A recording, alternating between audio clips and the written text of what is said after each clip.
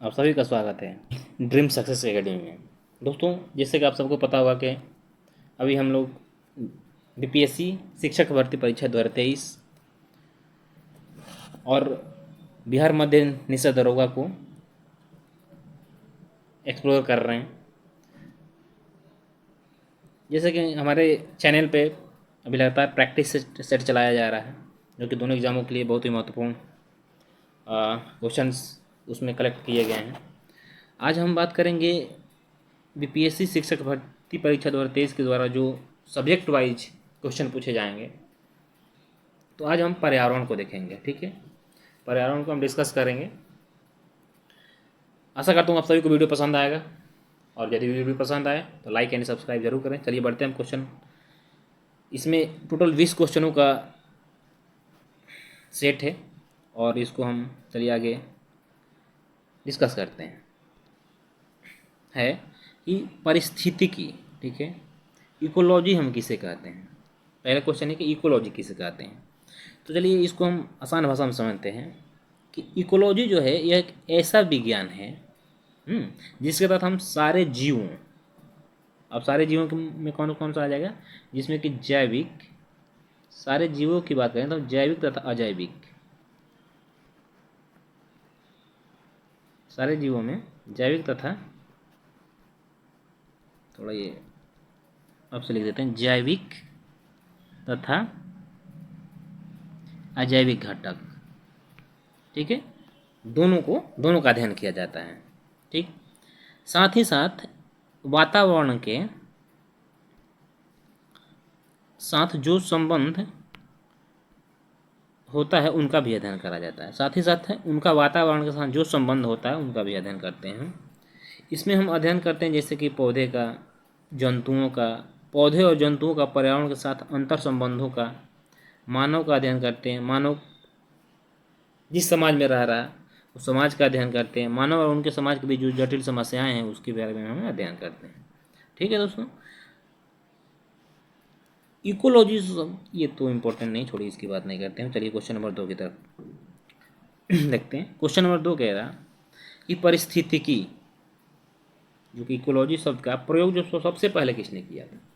तो क्वेश्चन ये दोस्तों कहा जाए तो ये जो क्वेश्चन होता है ये एग्जाम में पूछ देता है। कभी कभी परिस्थितिकी पूछ देगा, कभी कभी परिस्थितिकी तंत्र यानी इकोसिस्टम के बारे में पूछ देता है। तो यहाँ पे सिर्फ अभी परिस्थिति यानी इकोलॉजी के बारे में बताना है। यानी इकोलॉजी शब्द का जो प्रयोग है सबसे पहले किसने किया था। तो इकोलॉजी शब्द का प्रयोग जो है सबसे पहले आपको बता दें कि अर्नेस्ट हैकेल ने किया था। किसने किया था?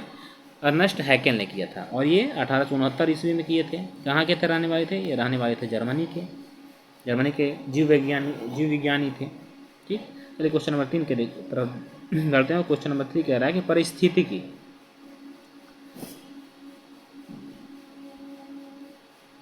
तंत्र आ गया, यानी कि इकोसिस्टम। परिस्थितिकी तंत्र को हम इकोसिस्टम कहते हैं, यानी कि मानव जीव जंतु जिस परिवेश में रहते हैं उसके अध्ययन को हम इकोसिस्टम कहते हैं। तो इकोसिस्टम शब्द का जो प्रयोग है सबसे पहले किसने किया था? तो इसका आंसर हो जाएगा आपको एजी टांसले ने किया था। किसने किया था?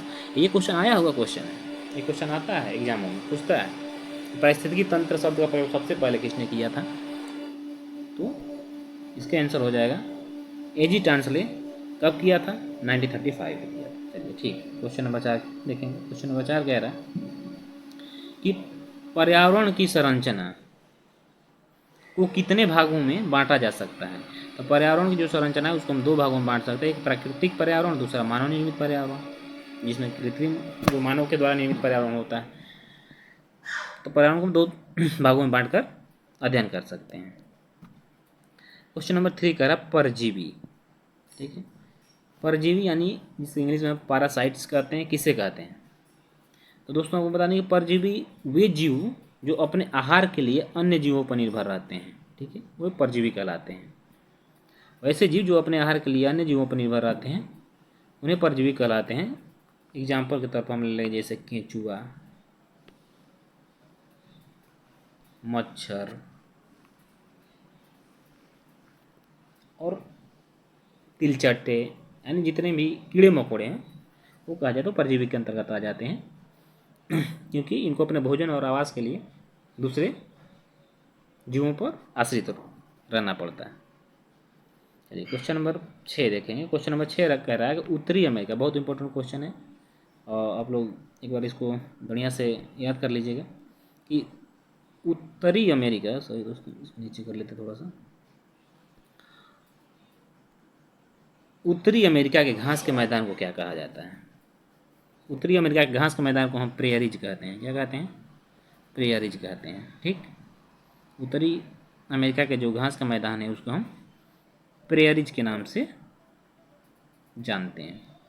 ठीक है दोस्तों, चलिए क्वेश्चन नंबर 7 देखेंगे। क्वेश्चन नंबर 7 कह रहा है कि दक्षिण अमेरिका के घास के मैदान को क्या कहा जाता है? दक्षिण अमेरिका, दक्षिण अमेरिका के घास के मैदान को जो है पंपास, कंपास भी कहा जाता है। ये कंपास भी घास के मैदान, दक्षिण में की जो है पंपास घास का मैदान है, कंपास भी घास का मैदान है, और लानोस, एक लानोस है, ये भी घास का मैदान है। ठीक है, तो हमने क्या देखा कि दक्षिण अमेरिका में घास के मैदान कंपास, पंपास और लानोस तीनों जो है। तो दोस्तों हम क्वेश्चन नंबर 8 को देखेंगे। क्वेश्चन नंबर 8 कह रहा है हमारा कि प्रकाशीय क्षेत्र, जिसको हम फोटिक जोन के नाम से भी जानते हैं, से क्या अभिप्राय है? दोस्तों प्रकाशीय जो क्षेत्र है ये जलीय परितंत्र में 200 मीटर की गहराई तक का क्षेत्र को हम, जब हम कहा जाए तो मान लीजिए जल है, ठीक है, जब जल के अंदर हम 200 मीटर की गहराई तक उतरते हैं, जिसे हम प्रकाशीय क्षेत्र कहते हैं, वहाँ पे प्रकाश संश्लेषण और श्वसन क्रिया ये दोनों होती हैं। ठीक है, प्रकाश संश्लेषण और श्वसन क्रिया दोनों होती है, इसलिए हम इस क्षेत्र को जो है प्रकाशीय क्षेत्र कहते हैं। ठीक, क्वेश्चन नंबर 9 देखेंगे।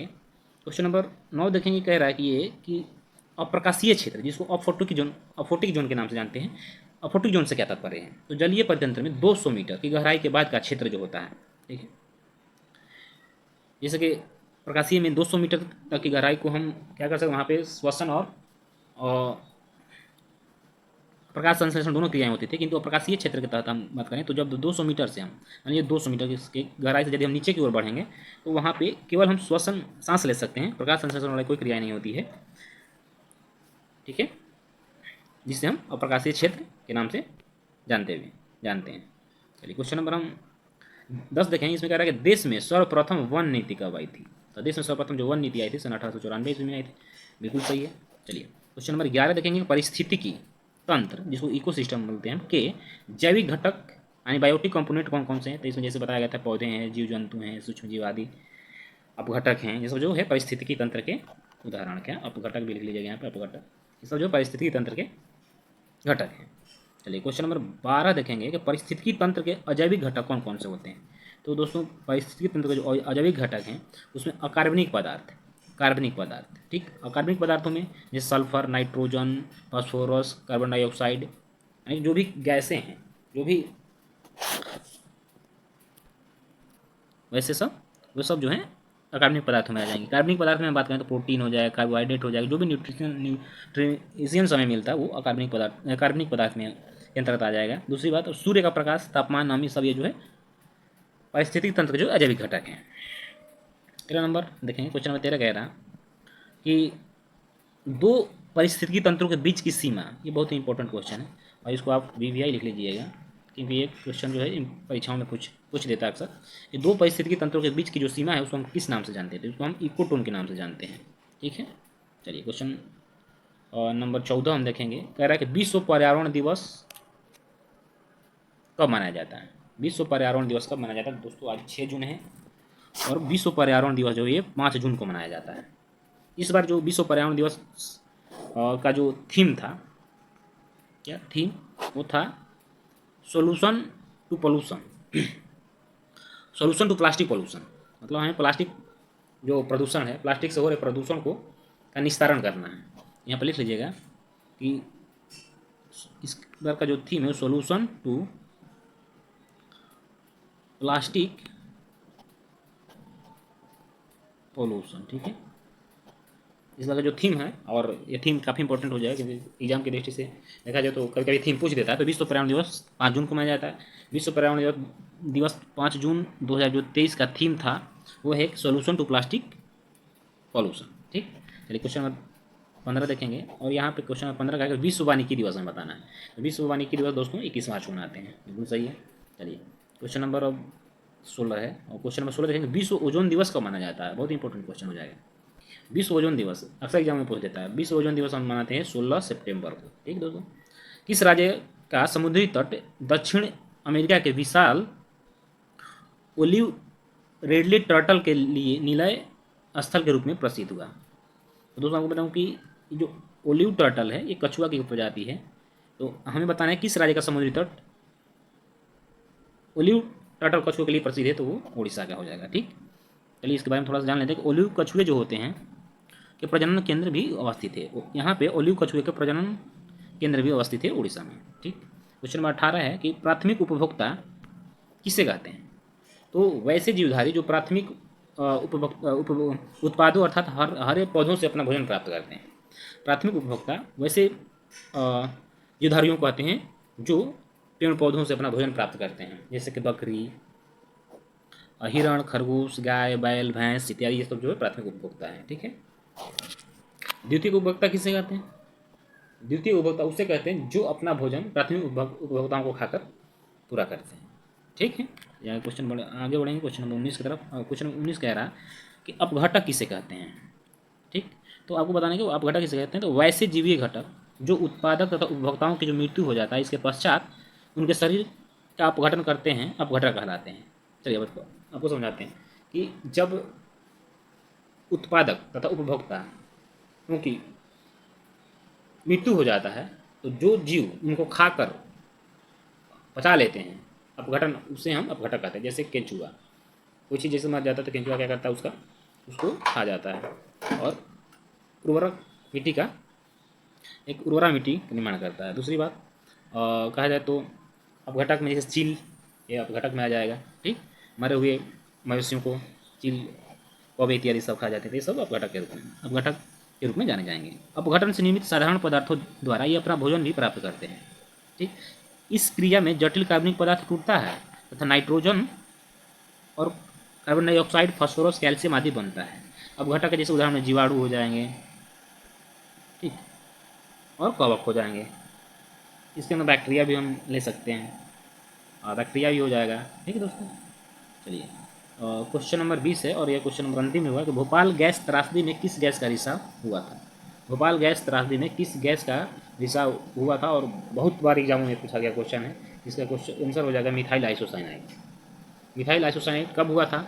ये 2-3 दिसंबर 1984 की रात को हुआ था और बहुत ही भयावह भारत के इतिहास में घटना हुई थी। तो चलिए दोस्तों, आज का सेशन यहीं समाप्त करते हैं। वीडियो यदि आपको अच्छा लगे तो लाइक और सब्सक्राइब जरूर करें। फिर मिलते हैं किसी नेक्स्ट टॉपिक पे, तब तक लिए जय हिंद, वंदे मातरम।